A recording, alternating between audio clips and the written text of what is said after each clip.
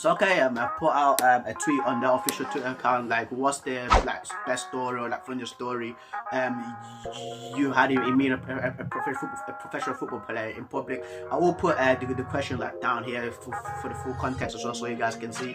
I've met a lot of football players in my life, like a lot, so some of my friends as well, they're football players as well, but they play like in this like in League 2, League 1, like in the Championship too. I still got like one of my a good friend plays in non-league football as well. He's close as well to making it like to League 2 as well. But 3 right now come to mind. I think the one where I met Bukayo Saka, the one where I met the Everton squad, and the one where I met Barry Bannon. But so the first one I started the Saka one. So Saka came to my workplace. Obviously, I'm a therapist, but I'm not in the state where I'm working, because a lot of football players come and they get treatments there. So I'm not going to state where that is, because obviously people will come out and say, but I'm not going to say that. So I met him when he was like 17, 18 years old, and this was a week before he made his debut for the Europa League as well. So obviously he was in his Arsenal like attire, like tracksuit, like a fleece, like sweater, you know, and flip flops on as well. So I was like, cool. So I was with him in my treatment room. I was like, yo, so do you support Arsenal or something like that? Because obviously I'm a big football person. I play football as well. And he's like, oh no. I play for Arsenal. I'm in the academy team. I might make my breakthrough as soon. So I might play for Arsenal soon. And then like after, like, oh, okay.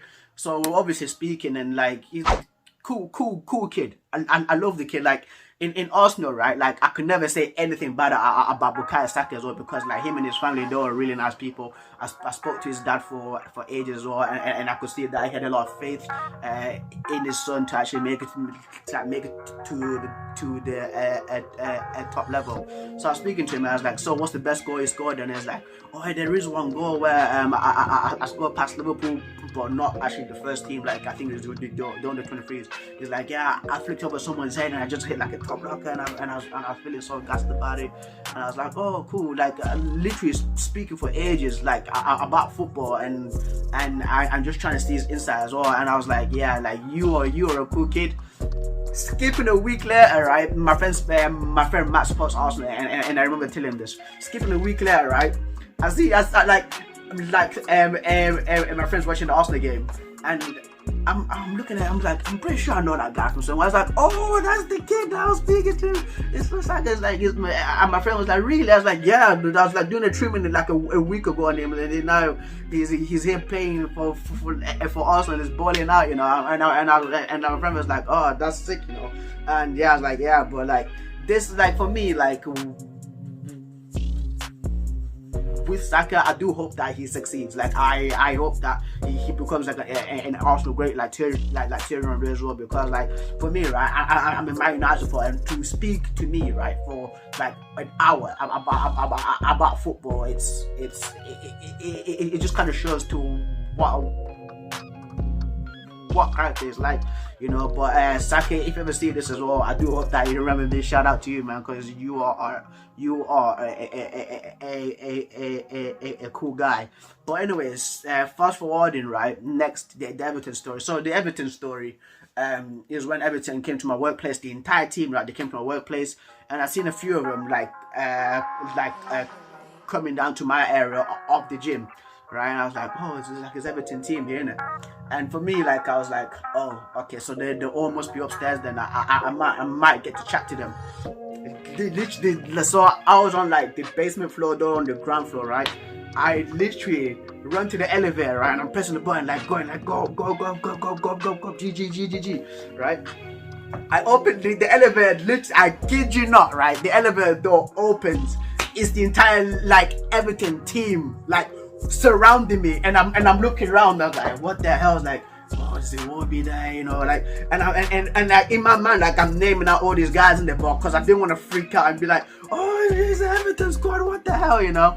Like I was like, oh, like it's just doesn't mean, guys. But so for me, like I was like, oh, okay. And the first person, right, when I made like so the first person when like I made eye contact with, like when the elevator door was open, when Seamus Coleman, and he was like literally like standing, but he was like leaning on like a railing, like on like some like support beam, and he looked at me, and I was like, what the? I was like, oh, Seamus Coleman, and he was looking at me with so much intensity as well, and like I was like, yo, like I don't want to say anything to this dude because he might just go off on one, because he was just so intense as well. I was like, yo, I was like, yeah, Seamus Coleman's a hard dude. Like you can tell, like for me, I can tell when somebody like he means something as well, because you can just feel it as well. And like when Seamus Coleman was there, and for me, I was stood there, like I was literally stood there, just like, all right.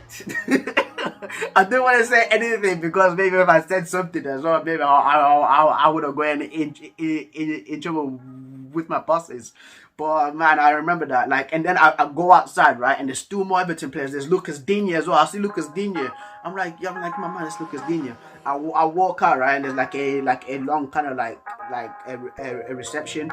I walk out and I turn left. And I see Moise Keane as well. And Moise Keane, this dude's like a roadman. Because when I was walking as well, because I dread because he's for me, like I'm like 5'7", so he's like at least like 5'10", 6 foot, at bare minimum at least, because he was a tall dude.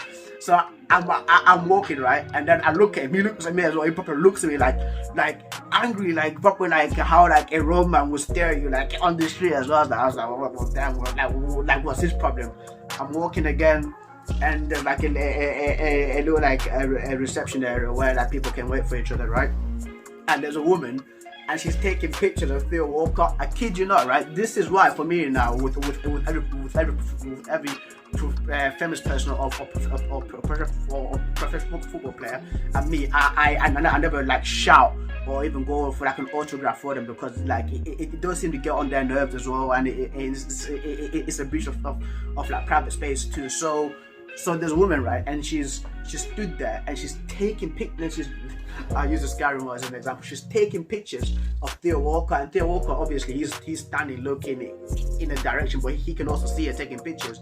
And then like I could see that he was getting mad about it, and the boyfriend was like, stop taking pictures of him. He's like, what? What's wrong? I was like, you're breaching the guy's personal space, man. But I don't know about that, but yeah, there's so many times where I've met like so many football teams in the place where I work, just because of literally the place where I work. It's often people go there. But so the third and last story, there's more to this, guys. If you do want more stories of me, funny stories of me moving the professional football players, just tell me that in the comments below, and I will keep making them. But the third story as well is when I met Barry Bannon. For you guys, I think some people might know Barry Bannon. Some people who don't watch the Premier League extensively don't know that the lesser players in the Premier League don't know Barry Bannon.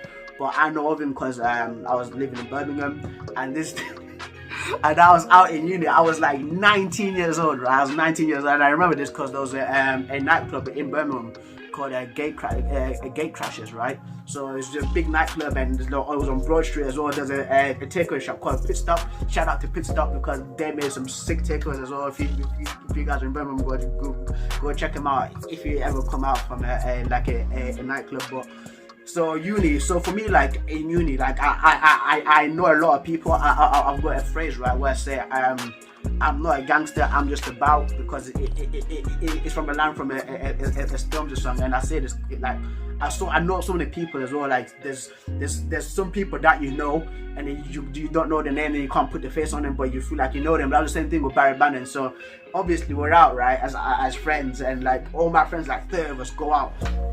So at the end of the night, right, I'm walking down Broad Street outside Pit Stop. I was like, I see a guy who I recognize, I'm like, oh, this dude, like, I was like, oh, I know this guy from somewhere. And I thought I knew him from uni, right? So I was like, I'll go up to the guy. I was like, yo, what's up? And in my, like, I say, yo, what's up? Like, Barry, what's going on, Barry? And then he looks at me, like, yo, what's up, man? I was what's going on? I was like, so what are you doing out here? Like, on the night, did you go to a gate crash? He was like, yeah, I was in there, innit, right? And then I was speaking to him, I was like, yo, I see you around, innit? It's like, yeah, I see around as well. But in his mind, he must have thinking, who the fuck is this guy? Like speaking like he knows me in it. So after that, in my mind, like I was like, where do I know that guy from? Is he from like one of my lectures? And then it starts ticking.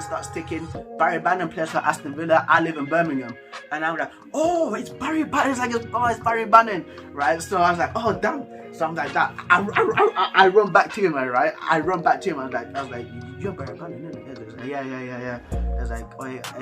I was like, can I take a picture of you? He was like, no. I was like, okay, bro, I understand it's your personal space, you know, like you don't want people knowing like who you are. I respect that. He's like, thanks mate. Like, and then like I gave him like you know, like those handshakes where like come in like that. I gave him one of those, and then like he walked off, and then there was a girl, right, who was with him, and then she keeps shouting, "There's only one Barry Bannon!" And all the time, like all around, and in my mind, I was like, "Oh, she's gonna like she's sure to get this guy mobbed by people, innit?" But yeah, man, guys, that's been like my ramblings and my stories of the funny times I've met professional football players as well. There's so many more. If you do want me to tell them, comment down in the comments below, and yeah, I'll probably name this like a part 1 if you want me to keep on continue as well, because there was Charles Nzogbe, Sebastian Bassong, Wilfred Boney, the Stoke team, Steve Harper. There's so many football players, man, that I've met in my entire lifetime. But guys, I'm trying to reach 500 subscribers before June, which is my birthday. So if you like, keep supporting your boy. Don't forget to like, comment, share, subscribe. I've been Preston speaking or telling my stories or my misadventures in me and professional football players. And shout out to Soccer I Am, and I'm signing out. Peace.